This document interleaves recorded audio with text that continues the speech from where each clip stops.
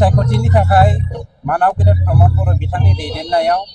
जोंनि इउपिपिएल दोलोआ 100% पिपिआर जाबाय आरो दुलाराय भारत नाङै गणतन्त्र मोनसे हादोर हिसाबै भारतआवहाय गुबुन गुबुन पार्टिया जेरै 34% रिजार्भेसनजों जोंबो बे 34% रिजार्भेसनखौनो जोंनि इउपिपिएल दोलोआबो सावरायगासिनो दङ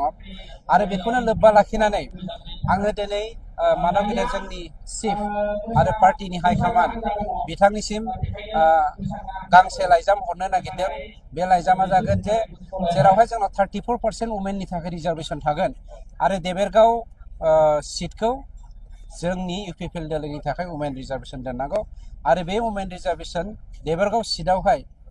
आं मानाव गेदेर जोंनि हाइकमान्डसिम खावलायगोना बेनो जे हाग्रामाखौ फेजेननो दिनै जोंनि रति महारतिनि गोनांथि गैया आरो देबेरगाव हाग्रामाजों दावहा नांनो थाखाय आं आंनि बिसिखौनो बिजाथि हिसाबै मोननो थाखाय जोंनि हाइकमान्डसिम खावलायनो नागिरदों। सर माब्लाबा हाग्रामा महिलारिया मिडिया सोङोब्ला बुंबाय दे फैबाय थानाय नैबे इलेक्सनाव बिपिएफआ सरकार दानो हाला इउपिपिएल सरकार दागोन होननानै बुंबाय आं बेखौसो बुंनो नागिरदों जे हाग्रामाया आंनि अनजालि बिसि जों देबेरगाव समस्तियाव दावहा नांग्रोथों बेनि उनाव सरकारखौ दा बिथाङा गुबुन गुबुन महराव माब्लाबा थुबसि हमनाय माब्लाबा बाइक सालायनाय